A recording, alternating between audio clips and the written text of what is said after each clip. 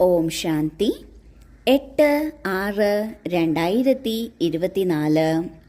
ഇന്നത്തെ മുരളിയുടെ main points. മധുരമായ കുട്ടികളെ, ഓർമ്മയിലൂടെ വികർമ്മം വിനാശമാകുന്നു, ട്രാൻസിലൂടെ അല്ല. ട്രാൻസ് എന്നത് നയാ പൈസയുടെ കളിയാണ്. ഇതിനാൽ ട്രാൻസിൽ പോകണം എന്നുള്ള ആഗ്രഹം വയ്ക്കരുത്. ട്രാൻസിന്റെ അനുഭവം ഉണ്ടാകുക അല്ലെങ്കിൽ പോകുക എന്നാൽ സാക്ഷാത്കാരം ഉണ്ടാകുക എന്നാണ്. ബാബ പറയുന്നു, ഓർമ്മയിലൂടെയാണ് വികർമ്മം വിനാശമാകുന്നത്, സാക്ഷാത്കാരങ്ങളിലൂടെ അല്ല. കണ്ടാലേ വിശ്വസിക്കുള്ളൂ എന്നത് ലോകത്തിന്റെ രീതിയാണ്. ഭക്തിയിലും അതൊരു പ്രധാന ഘടകമാണ്. നാം ആരെയാണോ പൂജിക്കുന്നത് അവർ സന്തുഷ്ടരായി എന്നതിനൊരു ഉറപ്പാണ് സാക്ഷാത്കാരം എന്ന് ഭക്തിയിലുള്ളവർ ചിന്തിക്കുന്നു. എന്നാൽ ജ്ഞാനത്തിൽ അങ്ങനെയല്ല. ജ്ഞാനത്തിൽ ഒരിക്കലും സാക്ഷാത്കാരത്തിന് വലിയ മഹിമ ഇല്ല. എന്തുകൊണ്ടെന്നാൽ വെറുതെ ഒന്ന് കൺമുൻപിൽ ഒരു ദൃശ്യം കണ്ടു എന്ന് വെച്ച് നമ്മൾ ആത്മാക്കളുടെ പാപം ഭസ്മമാകുന്നില്ല, നമ്മളുടെ നിലവാരം ഉയരുന്നില്ല. പകരം ബാബയുടെ ഓർമ്മയിലൂടെ നാം ആത്മാക്കൾ ഉയർന്നുയർന്നു പോകുന്നു, നിലവാരം വർദ്ധിക്കുന്നു, പാപം ഭസ്മമാകുന്നു, ഉയർന്ന പദവി ലഭിക്കുന്നു. ഇതിനാൽ ഒരിക്കലും ട്രാൻസിന്റെ ആഗ്രഹം വെക്കരുത്. അതായത് ബാബ പലവിധ സാക്ഷാത്കാരങ്ങൾ ചെയ്യിക്കണം, അല്ലെങ്കിൽ ഒരു സാക്ഷാത്കാരമെങ്കിലും കാണിക്കണം എന്നുള്ള ആഗ്രഹം ഒരിക്കലും വെക്കരുത്. ചോദ്യം: മായയുടെ വിഭിന്ന രൂപങ്ങളിൽ നിന്ന് രക്ഷപ്പെടുന്നതിന് ബാബ എല്ലാ കുട്ടികൾക്കും ഏത് മുന്നറിയിപ്പാണ് നൽകുന്നത്? ഉത്തരം: മധുരമായ കുട്ടികളെ, ട്രാൻസിന്റെ ആഗ്രഹം വയ്ക്കരുത്. ജ്ഞാനയോഗത്തിൽ ട്രാൻസുമായി ഒരു കണക്ഷനും ഇല്ല. മുഖ്യമായത് പഠിത്തമാണ്. ആരെങ്കിലും ട്രാൻസിൽ പോയി പറയുകയാണ്, നമ്മളിൽ മമ്മ വന്നു, ബാബ വന്നു.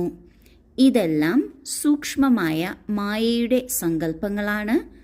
ഇതിൽ നിന്ന് വളരെ സൂക്ഷിക്കണം. മായ പല കുട്ടികളിലും പ്രവേശിച്ച് തലതിരിഞ്ഞ കാര്യങ്ങൾ ചെയ്യിക്കുന്നു. ഇതിനാൽ ട്രാൻസിന്റെ ആഗ്രഹം വയ്ക്കരുത്.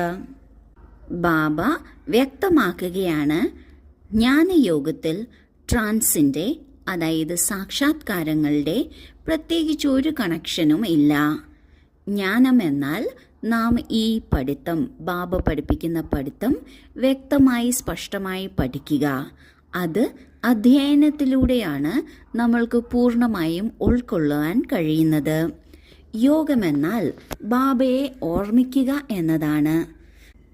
യോഗം വർണ്ണശബളമാകുന്നത് നമ്മളുടെ അനുഭവങ്ങളുടെ ആധാരത്തിലാണ്. എന്നാൽ ട്രാൻസിന്റെ ആഗ്രഹം അല്ലെങ്കിൽ സാക്ഷാത്കാരത്തിന്റെ ആഗ്രഹം ഉണ്ടാകുകയാണ് എങ്കിൽ അത് നമ്മളെ വഴിതെറ്റിക്കും എന്നാണ് ബാബ പറയുന്നത്. അതിലൂടെ മായയ്ക്ക് പ്രവേശിക്കാൻ വളരെ എളുപ്പമാണ്. എന്തുകൊണ്ടെന്നാൽ ട്രാൻസ് അല്ലെങ്കിൽ സാക്ഷാത്കാരങ്ങളിൽ ക്യാച്ചിങ് പവർ വളരെയധികം ആവശ്യമുണ്ട്. ആ ക്യാച്ചിങ് പവർ ഉപയോഗിച്ചാണ് ഓരോ കാര്യവും മനസ്സിലാക്കുന്നത്. എന്നാൽ ഈ ക്യാച്ചിങ് പവറിൽ എന്തെങ്കിലും വ്യത്യാസമുണ്ട് എങ്കിൽ നാം ക്യാച്ച് ചെയ്യുന്നത് അല്ലെങ്കിൽ മനസ്സിലാക്കുന്നത് ഒരുപക്ഷെ പകുതിയായിരിക്കാം, അല്ലെങ്കിൽ തെറ്റായ ഒരു കാര്യമായിരിക്കാം.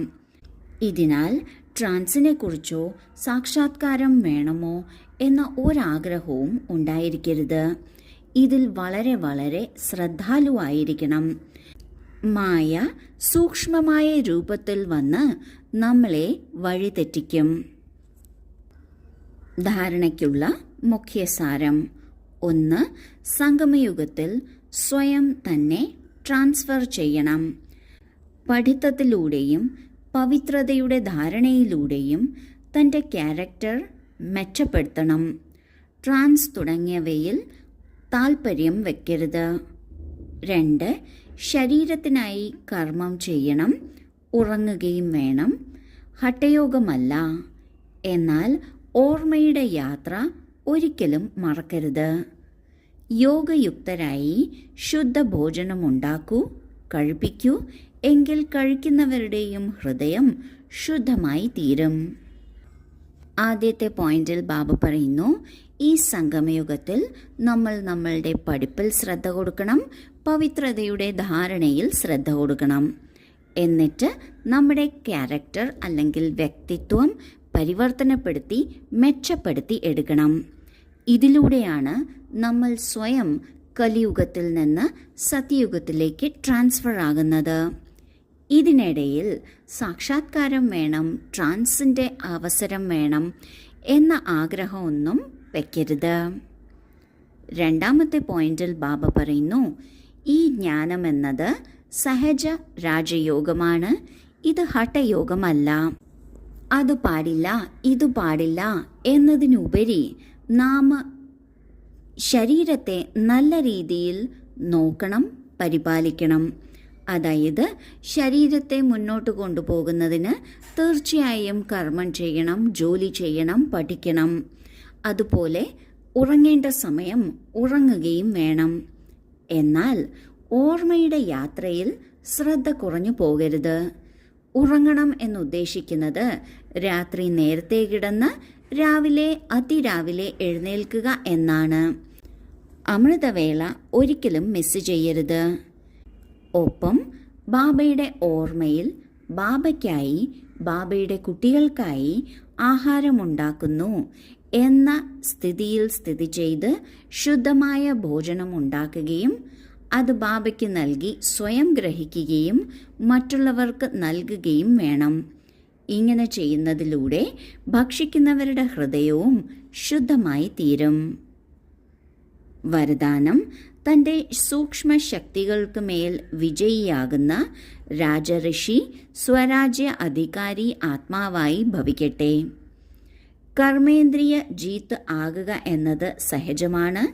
എന്നാൽ മനസ്സ്, ബുദ്ധി, സംസ്കാരം ഈ സൂക്ഷ്മ ശക്തികൾക്ക് മേൽ വിജയിയാകുക ഇത് സൂക്ഷ്മ അഭ്യാസമാണ്.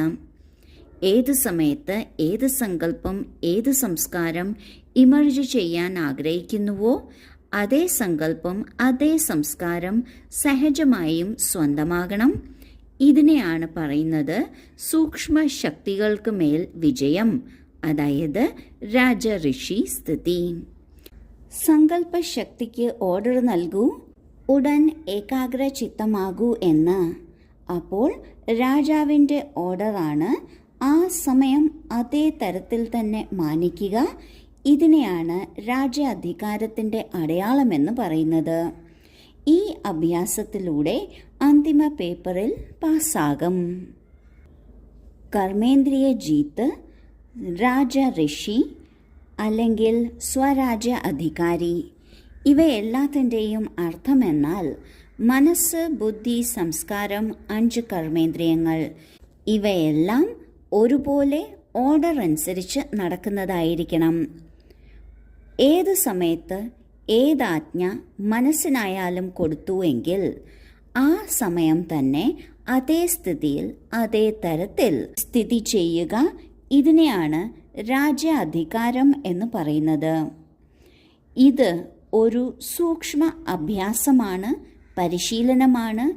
ഇതെത്രത്തോളം നാം പരിശീലിക്കുന്നുവോ അത്രയും അന്തിമ സമയത്ത് ഉപകരിക്കും. സ്ലോഗൻ: സേവനങ്ങളിൽ നിന്ന് ലഭിക്കുന്ന ആശീർവാദം ഇത് ഏറ്റവും വലുതിലും വലിയ ദാനമാണ്. ഓം ശാന്തി.